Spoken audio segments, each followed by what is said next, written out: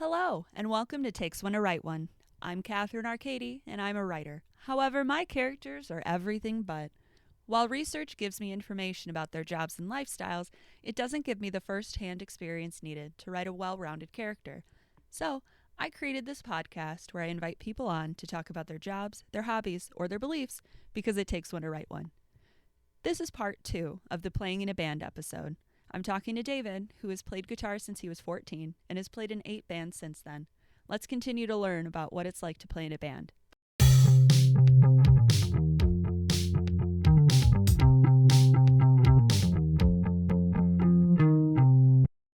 Yeah, what sort of personality types do you notice? Do you come across? Like with people that watch our band, like with a cover band. Yeah. People that watch, people that play, Usually just like outgoing people. I would say like at a base level, just outgoing people, people who are willing to make it out to a bar and have a good time with their friends. And if they enjoy the show, then they come to us. We're like I said, like we're not going to get like when I said earlier about when I was joking about Sugar Bush Tavern. And the only reason why I bring that up is because it's such a small place, right? So it's like we're not trying to impede or assert ourselves into a place where people are could possibly come out and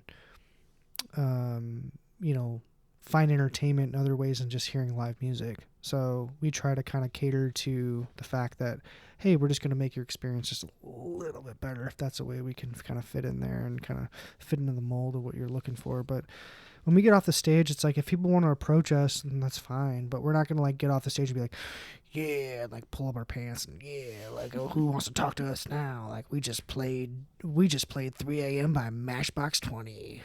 What you think about that? So no, we don't really like go up to people. Usually they kind of approach us. So, and usually we just kind of get like just outgoing people that just want to make a conversation and want to have a good time. So, and that there's all different kinds of people. I mean, like I don't know. You're kind of making me realize that like I kind of like in my mind like I don't really. In those moments, I don't really like I'm not looking at people like, oh, this is a jock guy, or this is a girl that plays hockey, or I'm not. I don't look at it like that, I guess, because I don't know. How do you look at it? Just generalize. I like meeting people, so that's about it at the end of the day. I don't mean to be so bland and open about answering the question, but that's pretty much like what it is. At the end of the day, then any sort of way we can kind of like meet people and create opportunities for our band in the future would be great too. So we've played a lot of private gigs by playing bars. So, ooh, yeah. What are private gigs like? You show up at somebody's house and they have like a charcuterie board set up, and you're like, ooh, I'll take a couple of those meats and cheeses and then play Beverly Hills. Do you like playing those? Or is it, it's a gig? I like playing private gigs actually, because you're kind of, well, at first it's kind of awkward because you walk into a house and you're like, this is not my house, this is somebody else's house, and you're like, oh my God. But you know that like everybody's kind of there just kind of looking for some entertainment at the end of the day, so that's pretty much what that is. Is there any different equipment, or is it, full set? What you bring to a bar is what you bring to the private gig? Depends on what they're looking for. Oh. Like we played full band acoustic sets, whereas like none of us are actually playing an electric guitar. We don't have any amps. We're just going straight out of PA. That's neat. And then Phil's banging on a cajon. On a what? A cajon. A cajon. So a cajon is like, it's like a seat that you sit on and you can like bang it. Like, oh, that's neat. Yeah. How do you spell that? I'm not a drummer. No, cajon. Kahone, maybe? K-A. We're going to spell check this. K-A-H-O-N. Oh, I don't have Wi-Fi. Let me check my internet. Yeah, thanks.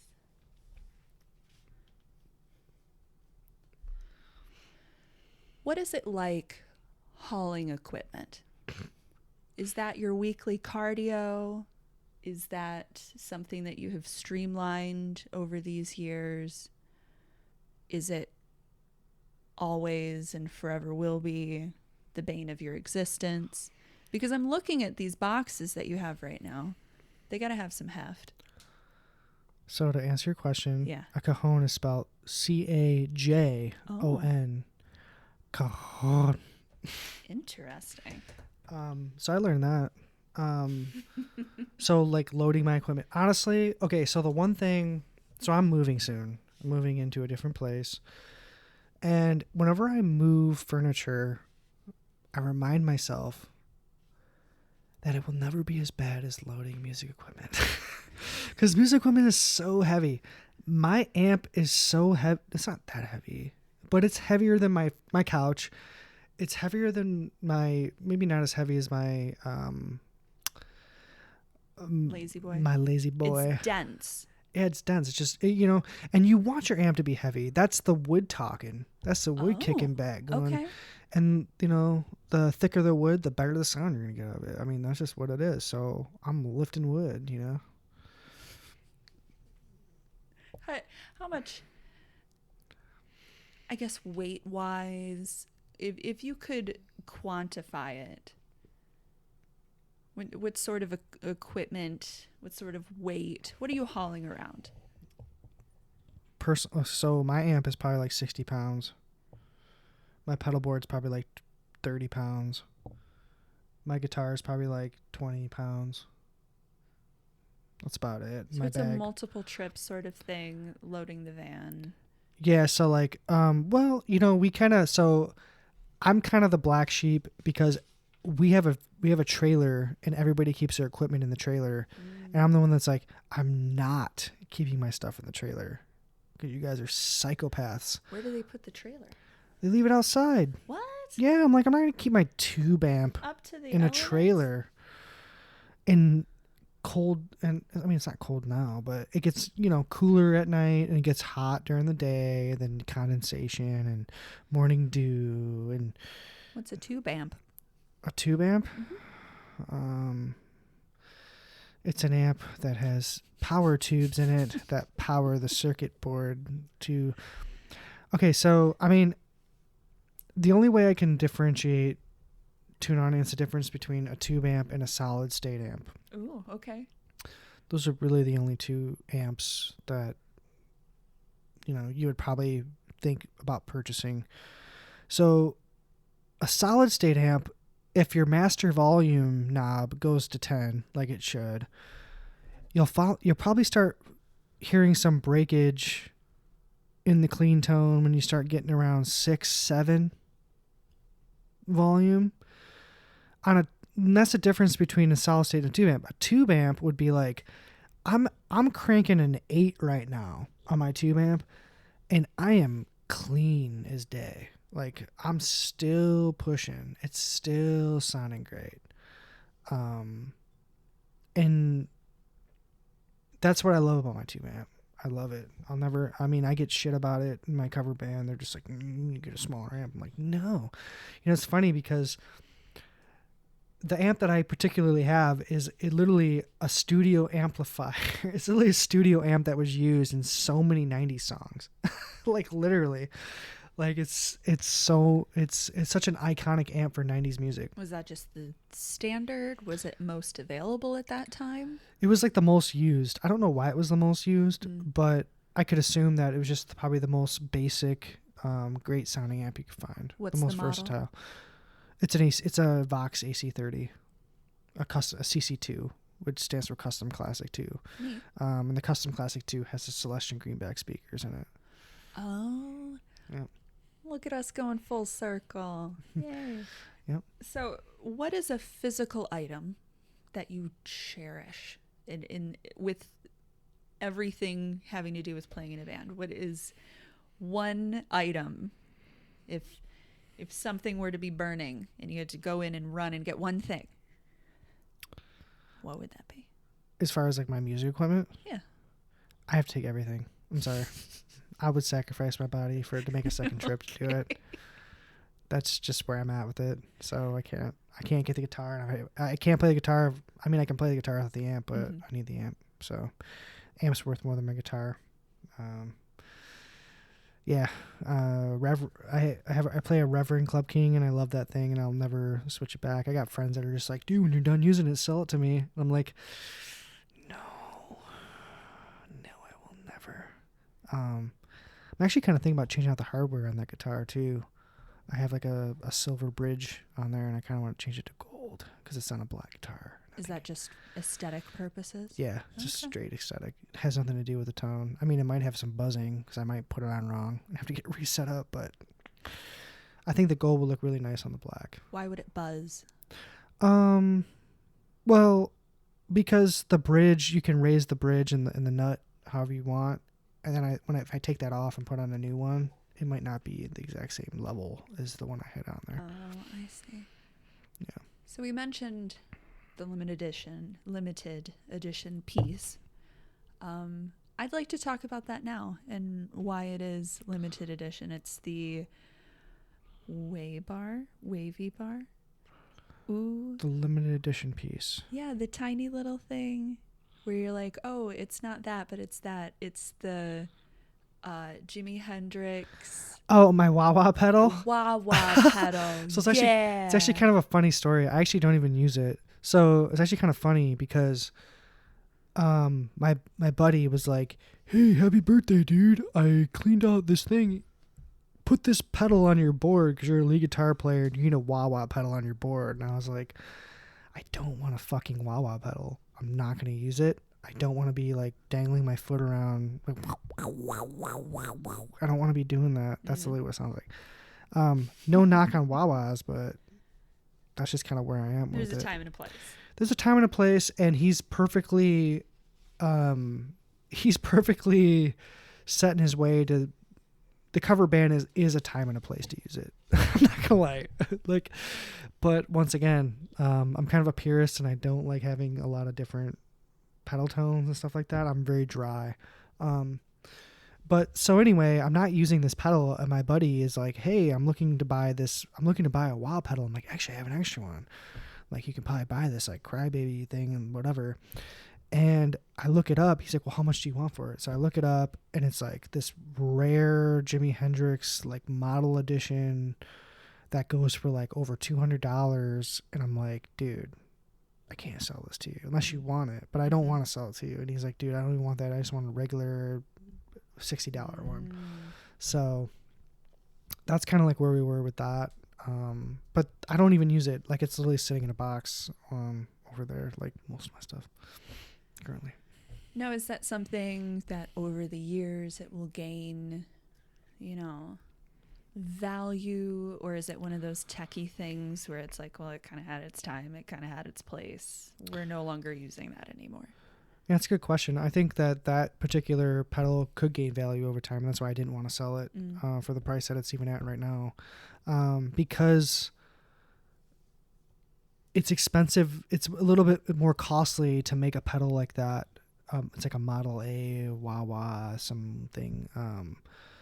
I wish I knew exactly what it was called, but it's right on the front of it. It's got a silver plate etched right into it, or etched silver plate right in the front of it.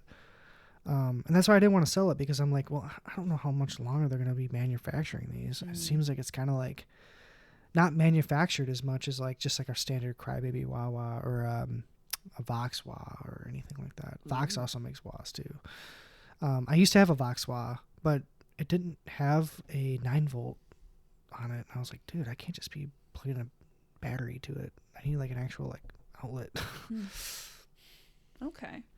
So when reading books and journals and watching, MTV and just getting all of this information, there's bound to be out-of-date tools or terminology. As far as, playing in a band or learning more about music, how much change have you seen over the years? Like, are there terms that used to be used or tools that are just kind of now just really nice paperweights?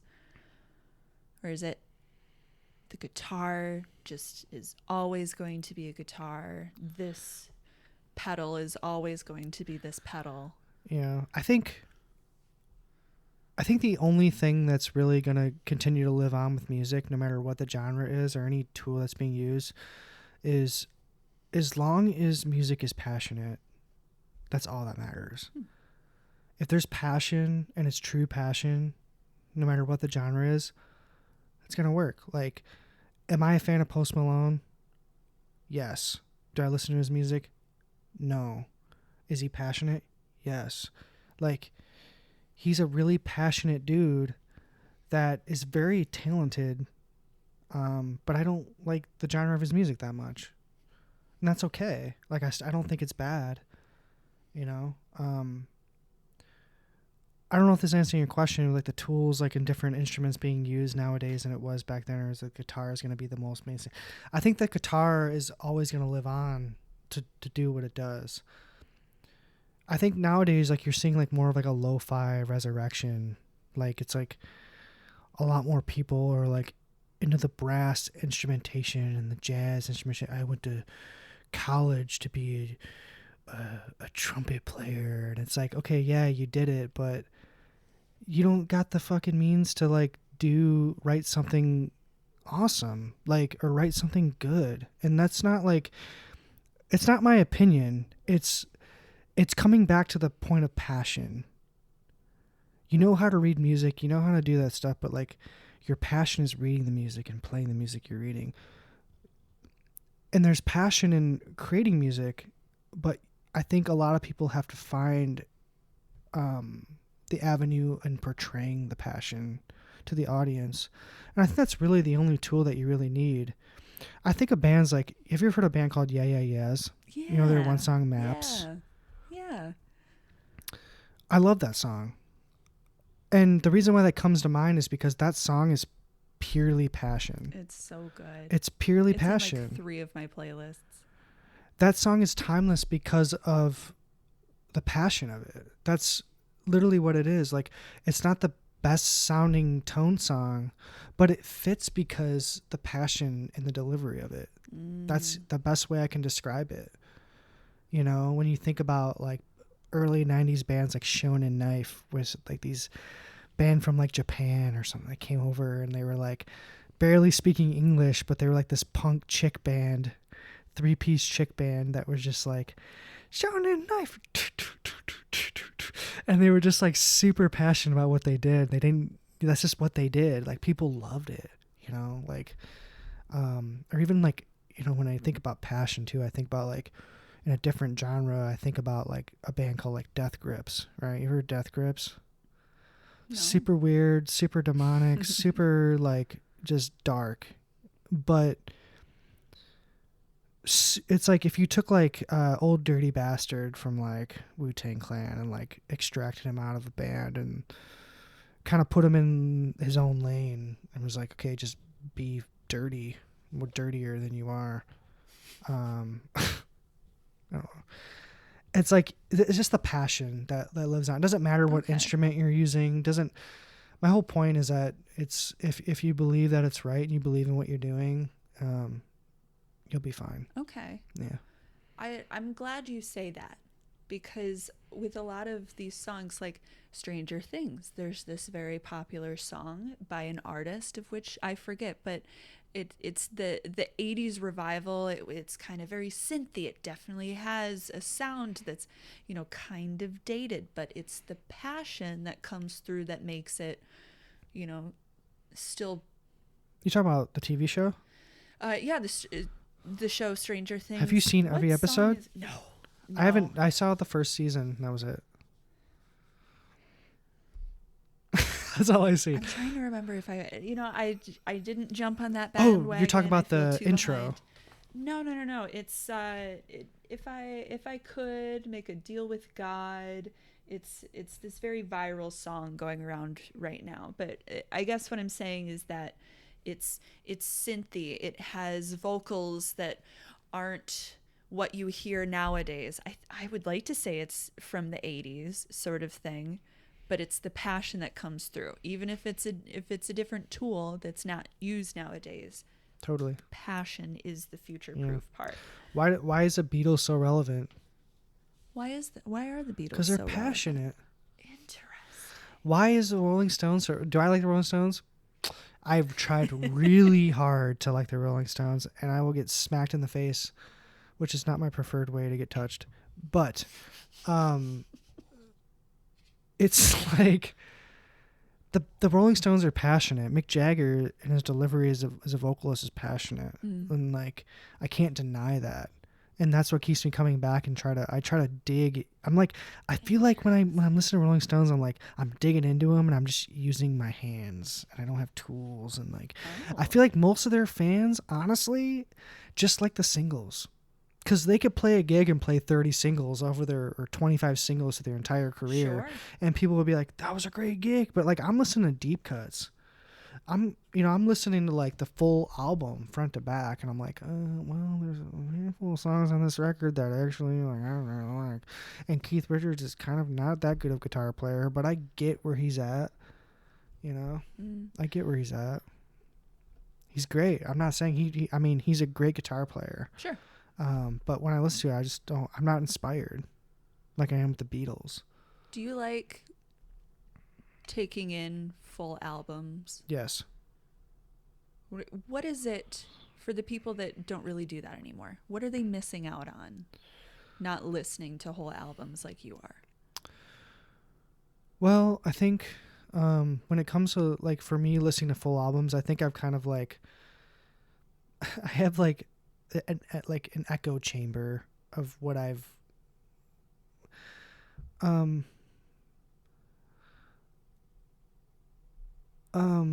that's a really good question. Because there's a few genres of music nowadays, where artists like they're not really aiming to put out like a full album worth of material that's digestible. And I guess digestible is not the right word. It's a lot of filler tunes on it. And you started getting that in the early 2000s and the late 90s before like music streaming services. This is before music streaming services. Wow, I got to take a step back. It's like when Napster was coming out. Ooh. And like Kazaa and like all these different like downloading platforms, these torrent platforms where people could just download the full album for free. And it kind of exposed the artist where it was like, hey, like I'm putting out this record and I have 3 singles on it, and the 3 songs on it were like the best songs on the album, and the rest didn't even like to fit the record. It just kind of seemed kind of weird. And like that's not a knock on the band by any means.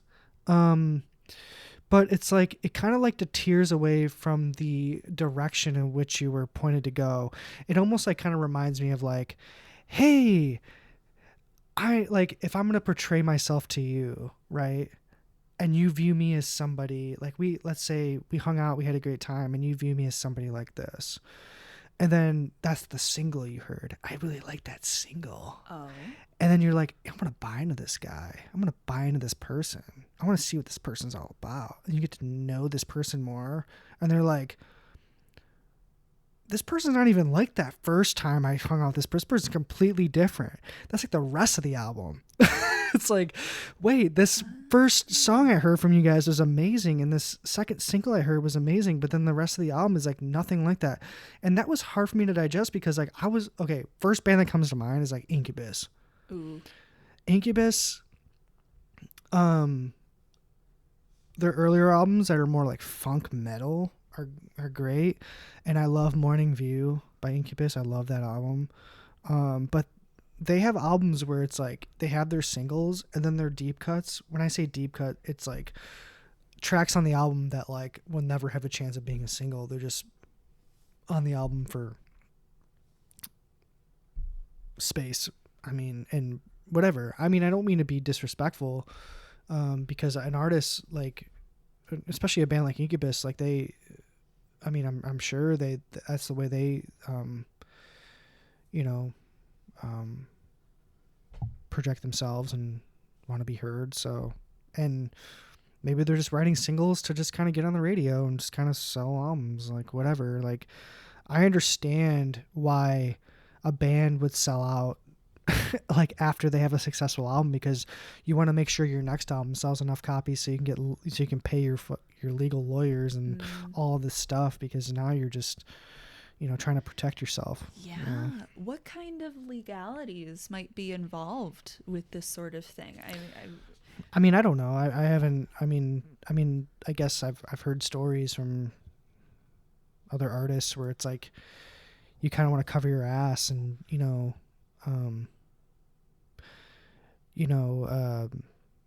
don't know, certain artists. I mean, they fight like articles and magazines and on the internet because they don't want to be depicted a certain way, and they're just very self-conscious about how they're like seen. Like I know one of my favorite songwriters of all time is a songwriter called, his name is Ryan Adams, not Brian, but Ryan Adams. I love Ryan Adams.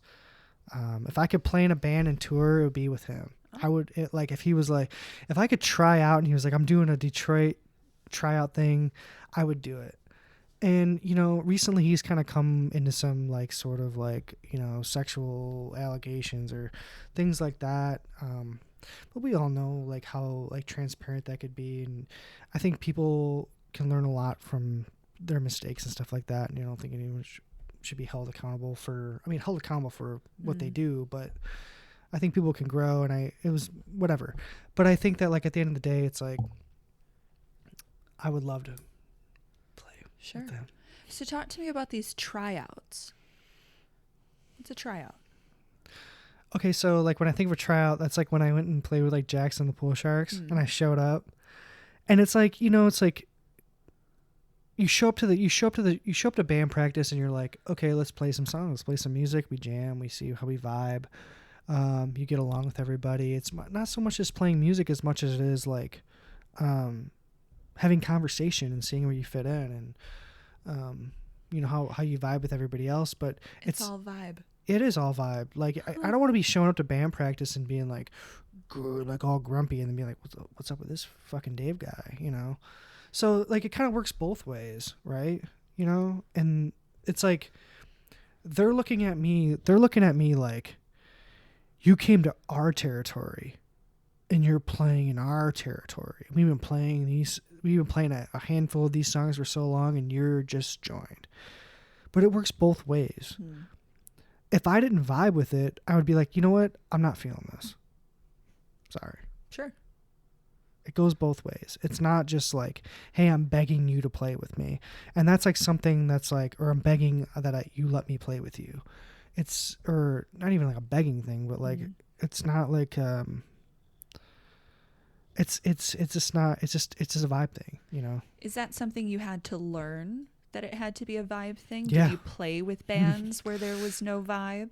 Yeah, I literally had a jam session. So I was dating somebody a while ago, and she had a friend named Chris.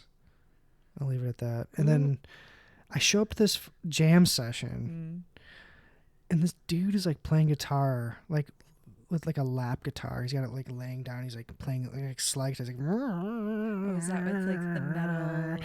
Yeah, and he's like being all weird thing? about it, and the drummer like sucked. And I was sitting there, and I was just like, and they were all like macho about it. They were like, dude, we're like awesome, dude. Like, we're awesome. And like, for me, it's like, I'm never in like a situation, and I'm not trying to sound better because I'm like, oh, for me, I never think like that. I'm just saying like, I've always come into a situation where there's always room for improvement, right? It's always room for improvement, everything. And so like when you show up to a thing and someone's like trying to be like, and I play my guitar lap down like this, and nobody else does it like that. It's just like, or whatever. And it was just a really bad jam session. And then like after, it was like, they were like, oh, I don't think you like fit in with it. And I'm just like, yeah, I agree. I don't think that's the case at all. No but he's got a lot of material. So good for him. Like, he's very good at like expressing himself, and like that's super cool. It just didn't vibe with you. Yeah, it's just, and that's when, and the reason why I brought up the whole like kind of like a personal aspect of it is because that is part of the vibe. Like, I can't show up to like Jackson in a way and be like, oh, I play guitar and this. It's like, no, let's just play music. Like, that's just what it is, Let's just be creative. So you did the jam session because your girlfriend had a friend, and how did you find Jackson and the Pool Sharks? Was that an open audition? How does one find out that bands want a player? Yeah. So I was playing in another band that I quit because I didn't vibe with it. Just leave it at that. Two of the people in the band, they had like huge egos and they just couldn't write music, and they would be like, we need new songs. Oh my God, blah, blah, blah, blah, blah. And I'd be like, look around the room and be like, I wonder who's going to write the new songs. Probably me. And it's like, it's just not fair. It's like, it's weird. So I was just like, I can't do this anymore. Like, this is like we had people in the band that like wouldn't practice, like, but they would think that they were like hot shit. And it was just like, my buddy ended up quitting the band before me, who actually got me into the band. And then I was just like, dude, like, I can't believe you quit before me. Now I have to be the dagger. Now I got to be the dagger. And I was like, okay, I'll be the dagger. So I quit. And then my buddy also plays in Jackson. So he was like, well, we were looking for a third guitar player. And I was like, yeah, I'll give it a shot. I don't know what it'll entail, but I'll give it a shot. And that's kind of how it was. It was kind of like a word of mouth, friend of a friend, mutual. Most of the stuff that I've been through has been mutual. It's been through knowing people. Okay. I never really, honestly, out of the bands I've listed off and we started this conversation, like, oh, 8 bands you've been, it's like, it's never been from me walking into a Guitar Center or anything and just pulling a slip off the wall and being like, I want to play with whomever is on the wall. But that's how it can be done. It can be done that way. If you don't know mutually, people will post wherever. Yeah, it can be done that way. Interesting. Yeah. Okay. You can post it on the wall. You can post it on Facebook. You can post it on Craigslist. Is there like a better place than another? The best place to do it is just mutual, friend of a friend. Hey, I know this guy. You're trusting this dude. Hey, I'm friends with this guy. It's all about like networking. Yeah, and that's like kind of like what I was saying with you is like, if I have a house party and you come over and we get along, I can guarantee you're going to get along with my friends because I'm not any different with you than I am with my friends. So it's like, if you enjoy my company, they enjoy my company, you guys will enjoy your company. So that's kind of how the whole thing is, where it's like a mutual friend of a friend, where it's like, hey, I know this guy, I see. How does one quit a band? It's one thing to get into it. How do you quit one? Well, is it a ghost? Is it a exit interview? No, it's usually like, hey, I'm not feeling this anymore. But there are certain people that don't know how to handle that because their ego won't let them get over it, and that's it.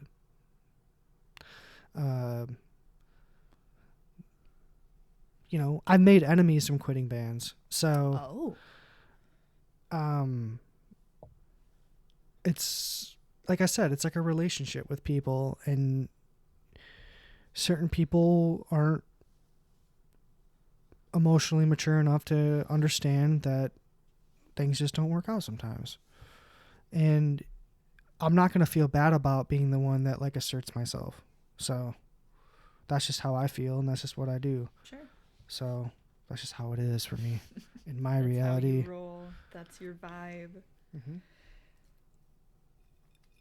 So we talked about having friends with a band, around a band, knowing creatives.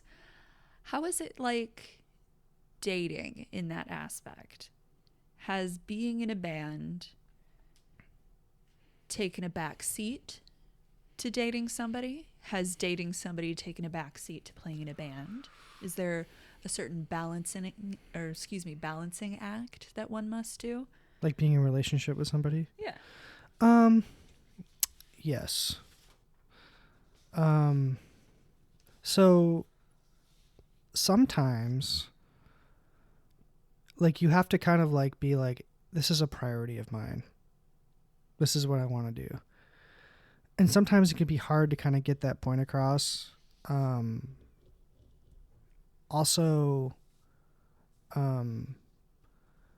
it's not as fun. So it's when I go to band practice and I'm practicing with a band, we're working. We are working. We're putting time aside to work.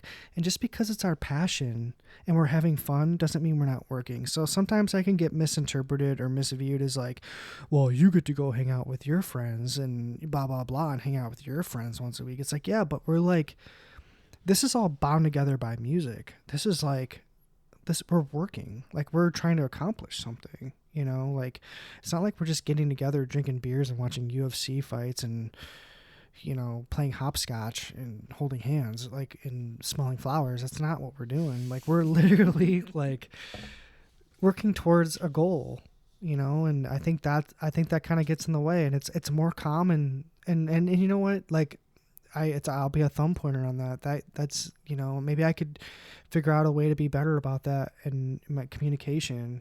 But I feel like I have been. It's just like my judge of character, and I feel like and I don't mean judge of character like I'm pushing back on it and being like, it's my judge of character to where I pick. No, it's like it's a thumb pointer and like where I could be to kind of be a better communicator.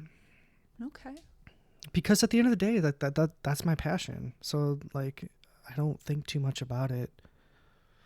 You know. So to have a girl that understands, like, this is what you're doing, work towards your goals, that's what would probably aid in a successful relationship, as opposed to a girl who, you know, wants to be at every show. Have you approached, either through yourself or through a bandmate, having a partner that's at every show kind of in a distrusting way as opposed to a supportive way, like seeing that there are no girls around them, or, you know, it's not you I don't trust, it's them. Is there any sort of jealousy that runs around in this sort of thing?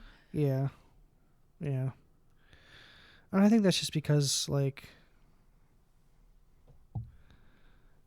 I don't know, it's a tough it's a tough thing sometimes, because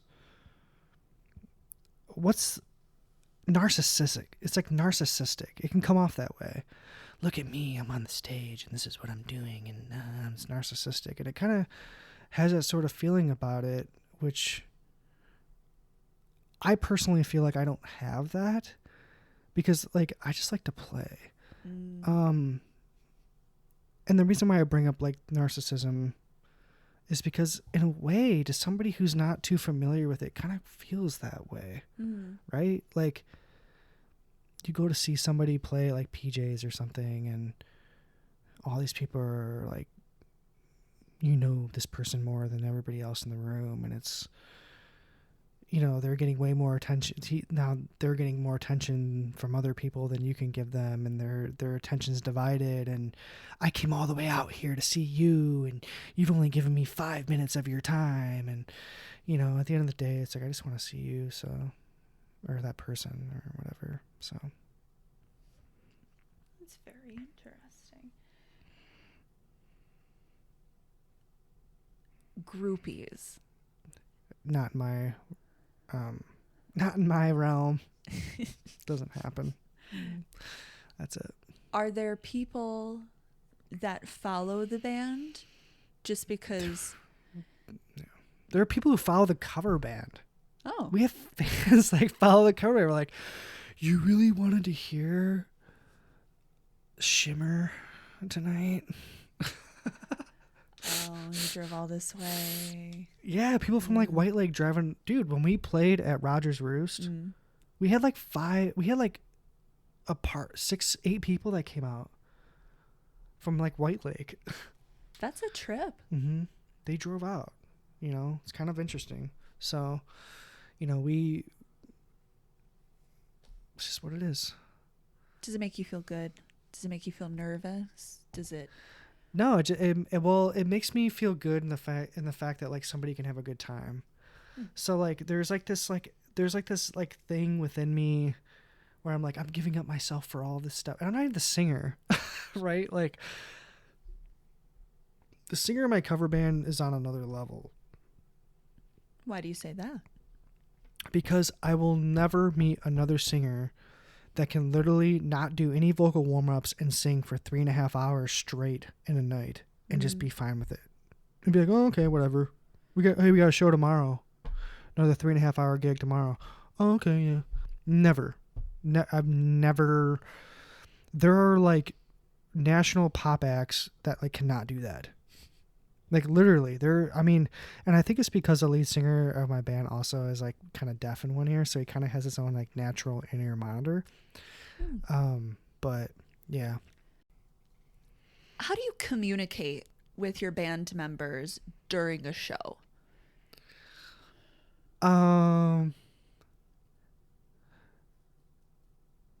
That's actually kind of an interesting question. So, I'm usually stage left. And so the reason why I said that is because, I don't really have too much communication with my bass player who's stage right. But I know when we make mistakes because I'll look over at him and be like, give him a look, and he kind of smiles, and we kind of keep it like, it's fun. He's like, you made one mistake. Okay, good. Because we got a whole 3 more hours to go of other people's music, which is way more daunting than playing your own music. There's an expectation. There's know what it sounds like. Exactly. There's an expectation to play the song, what people are familiar with hearing. But I will say, like, when it comes to vibing, like, or it comes to communication, I communicate more with our drummer, if anything.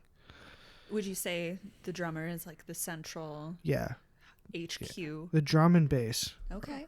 Drum and bass are the central. Without drum and bass being tight and in lockstep, that's the right word I want to say. The guitar that I play and the guitar that our singer plays would not sound as good. Oh, okay. Yeah, it's the truth. So what sort of outside of looks, outside of saying, hey, we're going to play this song next, what kind of things are discussed? I imagine it's not long form, like, hey, I was thinking about doing this. Oh, you're saying like when we're on stage and we're playing the next song? Yeah. Yeah, well, that, sometimes, we have a set list and we'll go down and we'll look at it and be like, okay, the song's next, and we know what song to play next or transition into. And then this goes back to what I was saying earlier about 20 minutes ago or however long ago that was, maybe like an hour ago, I don't know, where the one pet peeve that I have that I actually get kind of pissed off about live is when they go into a song where I have to down tune and they don't communicate with me. So... yeah, sometimes it's not communicated at all. Oh, okay. Sometimes it is. And if it's not communicated at all, it's not always a bad thing. It's only irritating to me when it's not communicated and I have to tune. I see. So like we'll do like Jimmy Eat World, like the middle. And then like no one will be like, hey, we're going to the middle next. Our singer will just be like dun dun dun dun dun dun dun dun dun dun dun dun dun dun dun dun dun dun dun, and I'll stay on the D dun dun dun dun dun, and the whole time I'm like, oh crap, I gotta tune down. Because he can't go dun dun dun dun dun dun dun dun dun dun dun dun dun dun. He can't go to that next part until I tune down. I see. So I guess the audience could pick up, some sorts of things, but I'd imagine it's the goal for the audience to not notice. We want them to notice. We want them to feel like they're engaged. The thing is like when our singer plays that dun dun dun dun dun dun dun dun dun dun dun dun, and he holds on the D, he just turns right to me and like faces me and goes dun dun dun and stares at me. And it's like, dude, like play that. Honestly, like play it, stay on the D, and then talk into your microphone and be like, hopefully everyone's doing all right tonight. How's everybody doing? We're here. It's our name, blah, blah, blah, whatever. Like us on Facebook, whatever. Oops, I just pooped my pants. And then the whole time I can tune down rather than just like turning 90 degrees in my direction and be like, dun, dun, dun, dun, dun, dun, dun, dun. Because then it's like, kind of definitely looks like an error. Yeah, it looks like I'm not prepared. Oh. And I'm sitting there with my tuning peg, like, and it's like, but all in all, it's fun. So perfect, because that segues into my next sort of question. Murphy's Law states that anything that can go wrong will go wrong. What is something that is perhaps often overlooked or forgotten before you start playing where it takes the entire band to say, don't forget that, don't forget that, don't forget that? Anything our drummer or singer can possibly forget. They just can't ever remember everything they have to bring. Okay. What's an example? I'm being a little too harsh. But there are times where we'll be getting set up, be like, frick, I forgot my iPad charger. And it's like, well, you need that for your lyrics. What are you going to do? This is where we are. That's your responsibility. Honestly, like, I don't really forget things. I keep everything. Like I said, I'm very simple, and I keep everything where it needs to be. I know where everything is. I'm not pointing a finger. I'm just saying that, like, even if he were sitting here today with us, he would say, yeah, you're right. Because he has so many things on his mind, you know, so I get it. You know, he's taken the lead of the band, you know. Is that typical for lead singers to kind of be forgetful, scatterbrained? I also don't mean to be so harsh. Yeah, I guess even, like, both bands I play in, I guess it's kind of so, like, in Jackson, like, our singer, like, he has a very uncanny ability to live in the moment. He's not a very good planner. He can't really plan that well. So he has, like, no anxiety. He's not really depressed. He doesn't really think of the. He lives, like, in the moment. He's got this, like, uncanny ability to just be in the moment. And I love that about him. I want you to not plan anything. Let me coordinate. I like coordinating stuff. I'm a good coordinator. I like doing that stuff. I like planning things. So yeah, I wish I had more of a hand in my other band. Okay. But I just kind of, you know, I'm still trying to find my niche in Jackson and where I'm at there. With the cover band, it's like I will literally go out. I mean, we went to Roger Seuss one time, and I was there when I was listening to a cover band, and I was there, and I was like, yeah, I'm going to call this place, like, the next day and like, we literally played the next gig because I was there, and I literally called. Yeah, what's that like? Communicating with, like, management or like whoever books gigs there. Yeah, how do you become a band? How do you get so to I play? have Paper Covers Rock demo CDs on my countertop right there behind you. They're right there. What am I pointing at? Right there. Right a little here? further. Yep. Oh. So I bring one of those. Whoops. Nice. And they can hear a sample. Nice. Okay, so it's a simple CD title. It says one. Yeah, one sampler. So, like, the sampler is like it has, like, I think maybe like 8 to 10 tracks on it. We just cut and spliced. And then the second track is just another song that we just did That's full a full track song, of. then. Yeah. Okay. Yeah. And it's funny because we took the sampler track and we actually made, like, a now, like, you know, like the Now That's What I Call Music. We did, like, a YouTube video that's like, Now That's What I Call Music. That's And funny. it scrolls through and it, like, highlights whatever song we're currently playing and thing. It's on YouTube. Okay. So you kind of have to brand yourself. You kind of have to be prepared. You can't say, oh, well, you know, I play in a band. Well, you just got to put yourself in their shoes. Like, you got some guy some random dude coming up to you, like, whoever, like, anyone in our band. Hey, man, we want to play at your establishment. And it's like, well, I don't know who you are. So, okay, listen to this at least. And then you can book us. And if we sound bad, then don't book us again. But that never really happens. So the thing about the cover band is, like, there's so many times that we play, so often we play so many gigs where, like, play AC/DC Thunderstruck or play AC/DC. So many people want to hear, like, AC/DC. Am I a fan of AC/DC? No.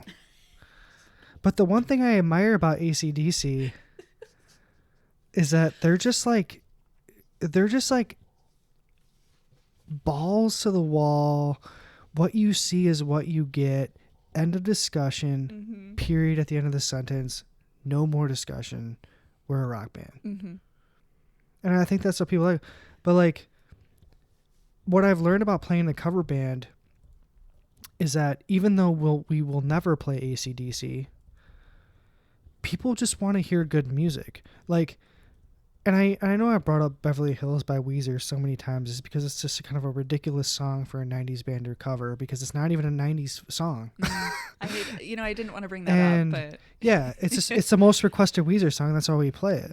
And so it's like the reason why I bring that up once again is because the point is that people, as long as you sound good, no matter what you're playing, people will enjoy themselves. That's good. If people walk away from our gig, it's not that because they're saying that band sounded like shit. They're saying, I gotta go home and use the bathroom, or I gotta go home and they're not playing AC/DC and blah. But they'll never say, we never worsen somebody's experience from what they're doing, from their experience where they're going. We'll never like cater to worsening the experience. And so that's why we get asked to play again and asked to come back and asked to play weddings. And, if we want to get in the whole wedding conversation, like that's a short conversation, but like that's an avenue where we want to get into. But how does one get into it? Well, the thing about like weddings is, it's you're booking that like months in advance. Like any sort of wedding gig that we'd have now booked would be like, maybe like the end of this year, maybe next year. So it's an investment of time, where you have to be like, okay, 6 months, 7 months from now, this is what I'm doing, And I kind of have an in. I actually work with somebody whose wife does wedding photography, and hopefully she can get us some gigs like in there when she does her wedding photography. It's more of who you know. Who we know. It's more of a vibe. Yeah, if you're good at what you do, and I believe that we're good at what we do. Like that's the confidence that I exude because we put the time into doing that. We're not going to get on stage and be bad. I mean, you've seen us play, like we're not like bad. Yeah. So, and I can say like, hey, you might not say we're good, but you're not going to say we're bad. But you will say we're good. You're aiming high with that one. Yeah. Aiming high? Well, I'm kidding. But I did. I went to your show. I wanted to know what the vibe was, what the energy was, what it's like to be in. And I think what I love the most about listening to live music, more so in person than listening to like a live album, because live albums are great and whatnot, but there's this energy that is in an entire space that everybody gets to be a part of, that for, how long is a typical set for you? 3.5 hours, as you said? Well, we'll do... Pardon me. We'll do like... We'll be booked for like 4 hours or like 3.5 hours. And we'll play 3 like hour and 20-minute sets. I see. And then we'll add like 10, 15-minute, 20-minute breaks in between. It's kind of standard. It's what we do. I see. That's what we do. That's what we ask for. It's kind of interesting because we all used to smoke cigarettes. I smoked cigarettes. Dave. I was smoking cigarettes. We were all smoking cigarettes. We would take breaks and all smoke cigarettes, get back in, sing for the rest of the night. All smoking cigarettes. And now none of us smoke cigarettes. Well, that's good. I mean, a couple people that's vape, but it's a good step. So you, for the beginning, you take all this time to work up this energy in a room, to fill the space with good energy. Sure. Yeah. Do you notice any difficulty after taking your break getting back into it? Sure. Yeah, that's a really great question. That's a really good question because the thing is like, being a cover band, it's like, do we bring the energy or does the energy get brought to us? Right? Whoa. Like it's not, and it's like, you know what I'm saying? Like it's, so what I'm trying to say, what I mean by that is you don't want to be too like obtuse and be on stage and be like, here we are, dude. Yeah, dude. Slide by Google Dolls. Damn, dude. Blah. And then everyone's like, okay, what the fuck? And then you get off stage and you come back on, hey, everybody, we're back again. Whoa. And it's like, okay, like we just kind of let the crowd give us the energy rather than us be super obtuse and dunce about the situation or come off that way. So like it's it's interesting. So sometimes we know that like when we get back on stage, it's like, okay, this place, like especially when we play like White Lake Inn, it's like this place is turned into a locker room, and we need to like come back on stage and like do something we have to do. So we'll play like Beastie Boys, Fight for Your Right, and we'll do What does it mean whatever to become a locker room, as you say? it just gets hot and sweaty, and people are just being all weird and drunk and throwing. Dude, we have like bras thrown on our stage. No. Yeah, dude. It's Really? stupid. Yeah, it's stupid. It's just stupid. Just ridiculous. It's not people What do you do with the bras? Do the girls come back and they're like, oh yeah, I dropped this? we'll just leave them wherever they are. Oh. Yeah. Like we're pretty PG, to tell you the truth. We just, I don't know, we just like to play music. Like, and that's the thing, like I'll always go back to my boys and I'll always go back to the people in my band and be like, you know, we're just here to have fun and play music, because really at the end of the day, there's nothing better than just using your hands on a weekend. Using your hands. Exactly. Okay. So that's where we're at. Other people just want to drink and have a good time. That's great. And sometimes you're on stage and you're like, man, I wish I was just out there just engaging with other people rather than just being separate from the whole thing. Because like, for example, right, like New Year's gigs, like New Year's Eve, we play like New Year's Eve gigs. It's like sometimes it would be nice to not play a New Year's Eve gig and like be there with a girl and like experience it together. But I have to entertain. And it's like, and we get paid a lot of money for playing those kinds of gigs because, you know, venues trust us in doing those sort of things. So there is like a give and take. There is a give and take, you know, because sometimes depending on the situation, you're like, I really just want to enjoy this holiday for what it is. And I just want to take a day off, you know, but like, it just depends on what it is. I see. You know, sometimes it's like, okay, I'll just do it, but you know. So taking yourself out of it, wanting to be a consumer, an audience member, as opposed to an entertainer. When you watch movies or when you watch TV shows or stuff about playing in a band, what are some things that you notice where you're like, oh yeah, we totally do that? Or are there, you know, movies or TV shows that totally get it wrong about like, oh, they've never played in a band before because of XYZ? Does common media usually get the idea of playing in a band correct, or is it kind of off? It's kind of off, I will say. So? One of the most common misconceptions about being in a band is it's not as glamourable as it seems. I go back to, you know, when we were talking about being in a band and having to compromise. That's not just like, hey, I'm in a band and I'm compromising and woo, woo, woo, woo, and you can see me here. It's not that glamourable. Like, you're not showering for days. You understand? And there's other times where,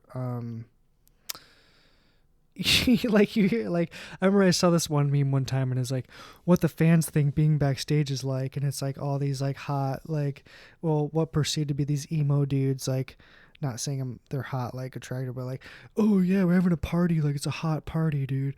And but it's like what it's really like is like 4 guys in a parking lot with cars drinking Bud Lights. Like, it's like just not that glamourable, right? And I think like sometimes like movies kind of depict that way, especially if people are like listening to like or watching movies like Spinal Tap or something, which, you know, Spinal Tap, whatever. No one ever, I would hope that no one watched that movie and was like, that's exactly what it's like, because it's not anything like that if you thought that it was like that. But because amps don't go to 11. But I will say, I will say, That's good to know.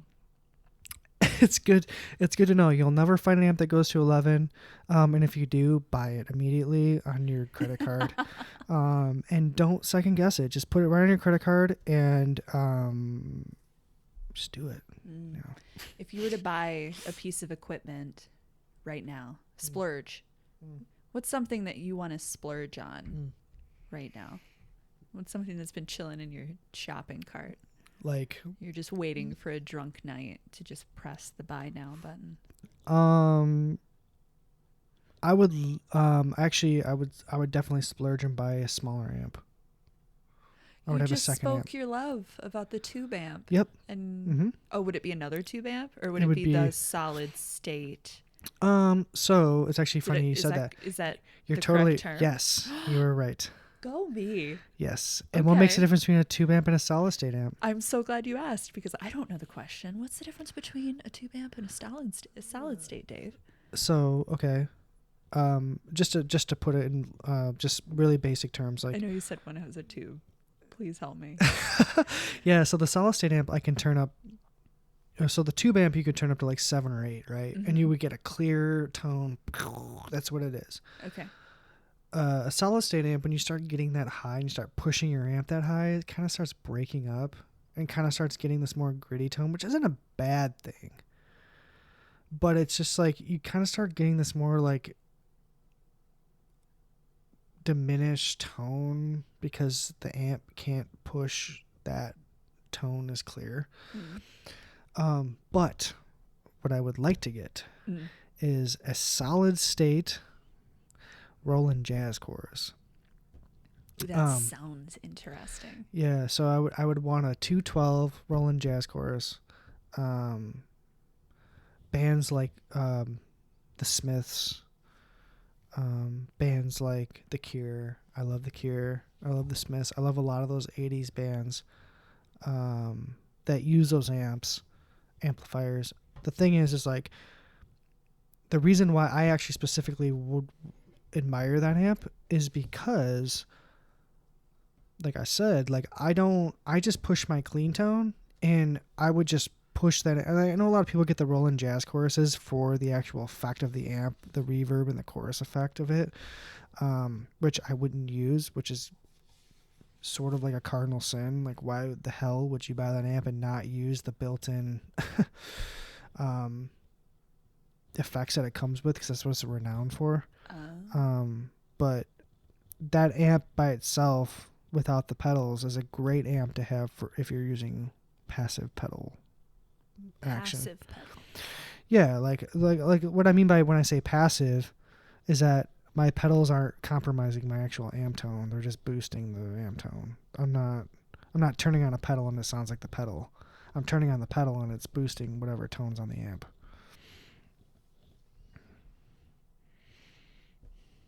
So, like, for example, like some people, like when you start playing guitar, like there's a Boss DS1 distortion, right? So that's the DS1 distortion. Sure. The DS1 distortion is like you'll push down on the pedal and then all of a sudden your amp just sounds like a DS1 distortion. It doesn't sound like the amp you're playing on. It doesn't matter what amp you have. It just sounds like a DS1 distortion. Just, you know, I'm not, and I don't mean and that was a great fart noise. I can't believe I did that. But the thing is like, I'm not even making a fart noise saying that like DS1's bad, because if I played in a band like the Yeah Yeah Yeahs, I actually would kind of want a DS1 distortion because they actually kind of have that fuzz tone sort of thing going on. That's cool. But I'm all about the amp tone, so okay.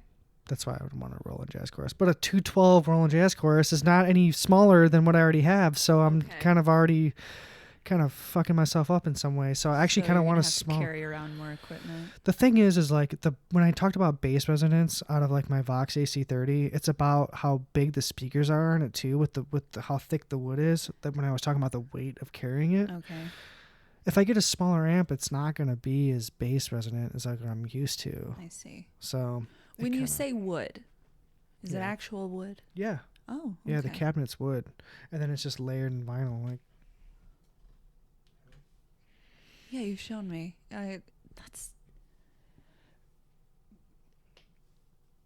Is it wise to kind of get what the standard is, or what's your definition of standard?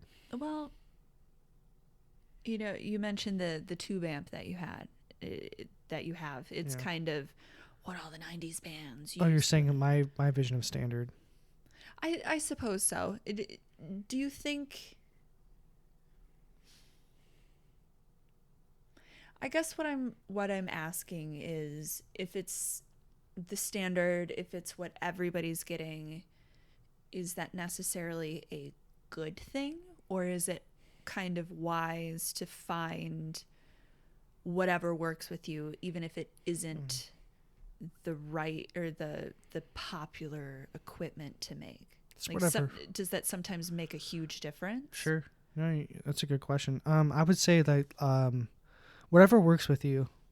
That goes back to the whole passion statement. As long as there's passion and you believe that that's what you want to, that's the tone you want, and that's the vibe you want to go with. And when I say tone, like I don't want to get on this tone thing like this is how my amp sounds. It's not just about that. It's about like if I'm walking through the woods and there's a field of flowers or whatever, I might want something chimey. I might want something a little more, kind of edgier, but like melodic. Like it's about how can I write the lyrics of the song without words. Oh. Okay. It's like when you ever like heard about like, okay, like depending on how someone's signature looks, how sharp it looks is like depending upon how their personality is. Like, hey, it's like someone signs a signature. Oh, their written signature. Yeah, their written signature. If it's like really edgy and like up and down, it's like sometimes their personality might be a little more like off kilter and like not as smooth. It's kind of like that. Okay.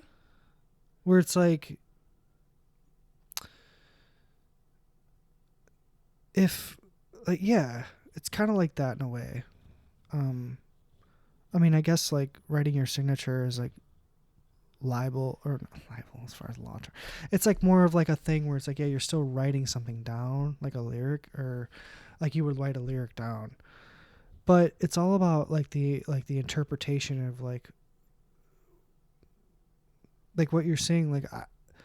I don't know, like for me it's like I would rather write something that I could write something just musically without lyrics and just remember a point in time exactly like where it was and like how the air smelled, how I felt in that particular moment. And every time I play it or every time I listen back to the recording that I did on my phone or whatever I did will put me back in that exact moment and remind me exactly how I felt, what I smelled, what I heard, like every time. And like and that's why like I kind of like experiment with like open tunings and stuff like that on my acoustic guitar, because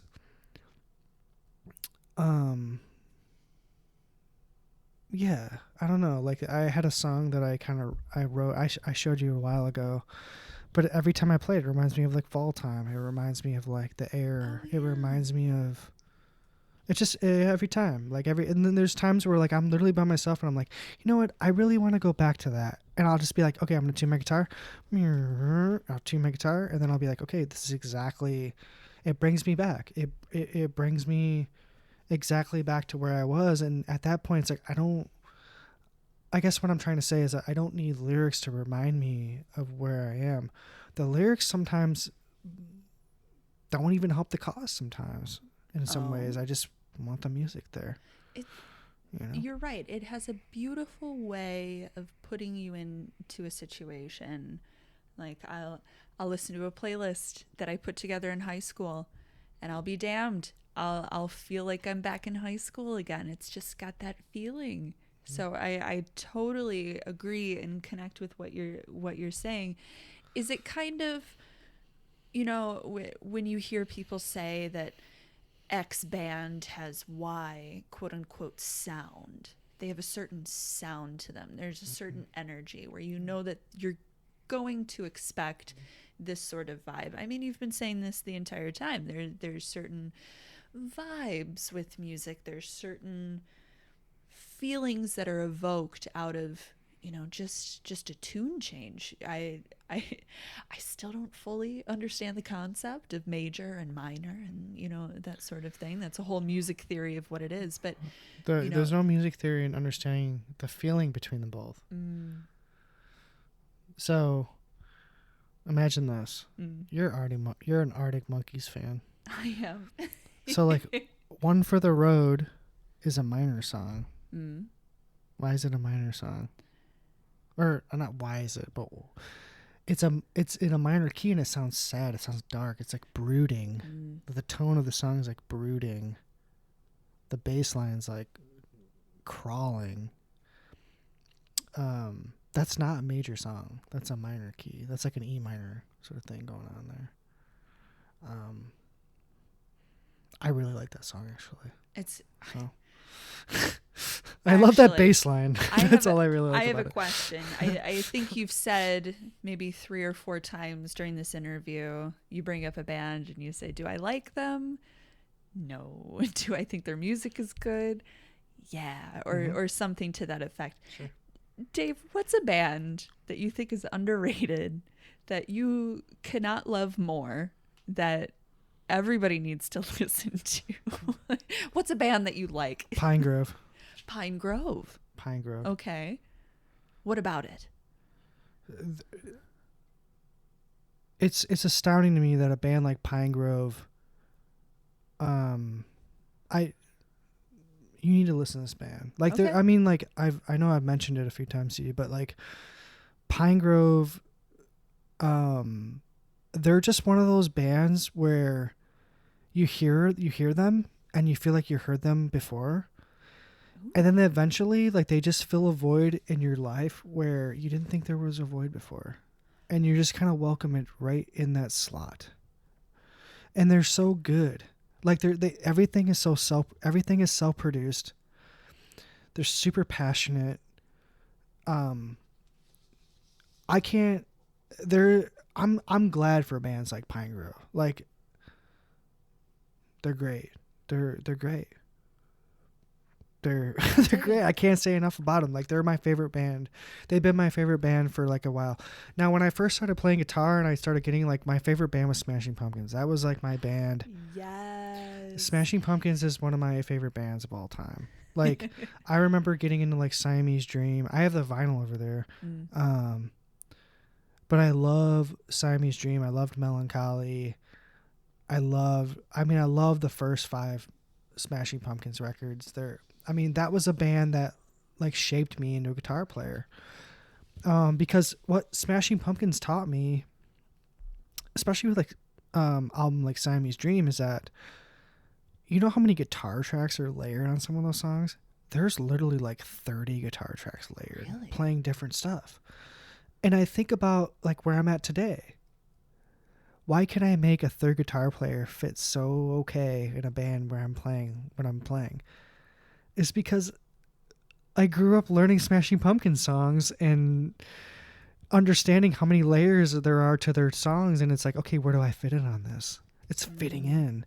And then I'm like playing in Jackson. It's like, okay, well, we have a third guitar player. Like, where can we fit this third guitar player? And it's like, oh, well, I've already like done this. Like, I'm already familiar with finding the place, I dig it. So I've been picking up through you and I talking, and perhaps I just like confirmation in this, that the resources that you use, how you find more information in this, is just being involved with it. Just putting yourself into a place where you can just experience it. Is that the best way to learn about everything going on with playing in a band? Yeah, it's everything. I mean, anything you're doing in life is just immersiveness, immersing yourself in whatever you're doing.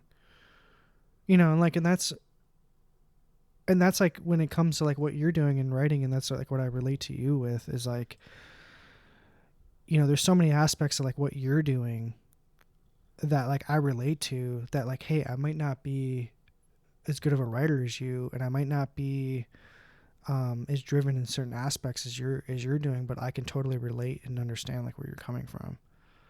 So it's like that's kind of the same thing. I really appreciate you saying that. And Dave, geez Louise, it's been a pleasure sitting down with you and picking your brain. I have one last final question.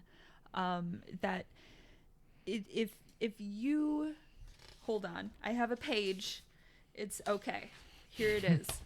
Number 17 on this list.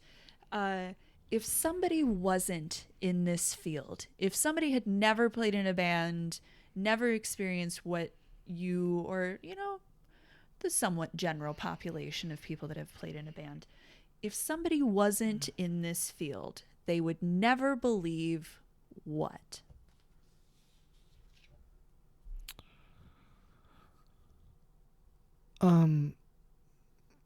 The first thing that comes to mind, and it's really important, they would never believe how much time you'd sacrifice. I don't want to say sacrifice, but I think I want to, because I think somebody coming into the field would probably feel that immediately. People don't realize how much time you take out of your life to like do that. I mean,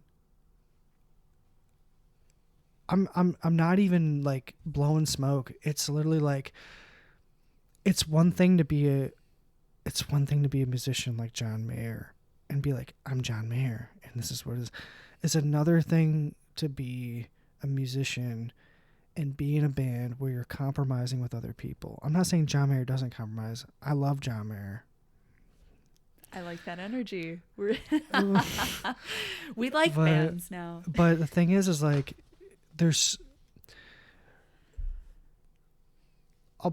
I'll take it full circle back to the cover band when we started the whole conversation. When I play a gig and we get paid $500 and we got to split it 4 ways, let's just say, no one's really, the person who's paying us isn't understanding how much time that we've given up in our personal lives to make that happen. No, we don't get paid for learning the song. We don't get paid for practicing the song. We don't get paid for rehearsing the song. We don't get paid for loading up. We don't get paid for throwing the stuff in the trailer and that's loading up. We don't get paid for driving to the gig. We don't get paid for unloading. We don't get paid for setting up. We don't get paid for sound check. We don't get paid for any of that. So when you really like divvy out, when you really parse out the hours and all the stuff that you're integrated in and what you've consumed yourself in and what your obligations are, you're not even making like $8 an hour. But all those promoters, all they look at is, well, you entertained us for this amount of hours, so here you go. And based on that, okay, I made $25 an hour. I made $30 an hour. But there's so much more of that. And the only thing I can really say to like other musicians is just play and just have passion and just be yourself and just practice. Just keep practicing. Like if you like, it doesn't matter like if you're playing a trumpet, it doesn't matter if you're playing a keyboard, it doesn't matter if you're whatever, just keep practicing and like find your niche and just do that. Because I think the world really just needs like, I mean, we already have enough musicians already, obviously, but I feel like the world could always use more like passionate people and whatever endeavor that they're doing. So, yeah, that's all I gotta say. It all comes down to passion. That's it. It all comes down to vibe. Yeah. And how much work you want to put into this. Yeah. I mean, if you have the passion, the work doesn't feel like work. So, you wake up and you have these ideas that you live with, and you just write them down and you do whatever you got to do. And if the passion's there, you don't think of it as like work. And then sometimes you got to like kind of psych yourself out of it. Like, man, I need to start working, or I need to start doing work. But it's like, really, you have been doing work. You just don't. Do you think you'll always have this passion? Yeah, definitely. I mean, I'm going to be 33 this year, so I don't know what would ever change that unless I couldn't physically play anymore. So, which I'd probably still find a way. This has been the second part of a 2-part series for playing in a band. I hope you learned more. I know I did. Like and subscribe if you're interested in more writing resources. Until then, I'm Katherine Arcady, and remember, it takes one to write one.